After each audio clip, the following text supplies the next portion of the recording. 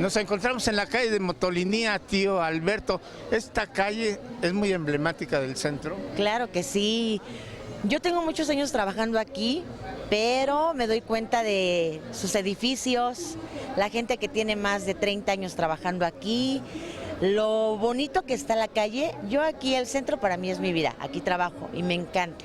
¿Y sabe por qué se llama Motolinía? Pues no, le soy honesta, no, pero tengo muchos años trabajando aquí. ¿Usted lo sabe, tío Alberto? Pues ahorita le platico. Gracias. Saludos, Hasta luego. bienvenido. Gracias.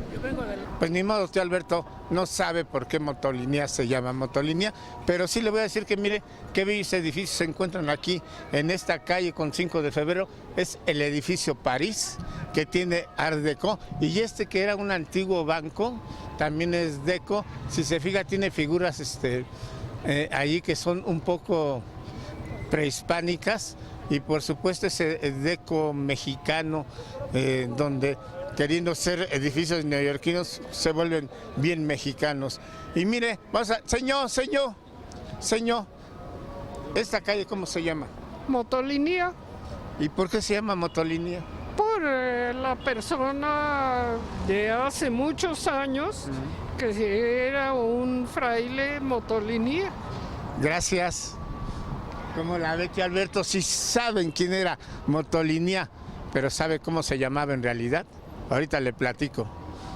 Alberto, fíjese que Motolinía en realidad se llamaba Toribio de Benavente, que fue el nombre que escogió para ser clérigo, y resulta que él es franciscano y fue uno de los 12 evangelizadores que llegaron primerito a la caída de Tenochtitlan. Y ya ahorita les sigo platicando su historia. ¿Qué calle es esta? Esta es Madero. En la que estamos. ¿Motolinía? ¿Sabe usted quién era Motolinía? No. ¿Cómo? Sí, no. Mire, era un fraile franciscano. Fue uno de los 12 que llegó a la caída de Tenochtitlan. Y en realidad se llamaba Fray Toribio de Benavente. Ah, ok, qué interesante. ¿Y por qué cree que se le conmemora? No sé. Porque defendía a los indígenas como Fray Bartolomé de las Casas o Quiroga, el Tata Vasco Quiroga, en donde él se oponía a que le pagaran impuestos a los indígenas, igual que cualquier otra persona, porque decía que eran muy pobres. Ah, ok. Cosas interesantes. ¿Y qué cree Dicen más? que cada día se aprende algo. ¿Y quién cree que le puso el nombre de Motolinía? No, ni idea. ¿Usted, tío Alberto? Tampoco sabe. ¿Sabe qué quiere decir Motolinía? No. El que sufre, el que se sacrifica, el pobre. Ok. ¿De dónde cree que es esa palabra? Es lo que le iba a preguntar. Náhuatl.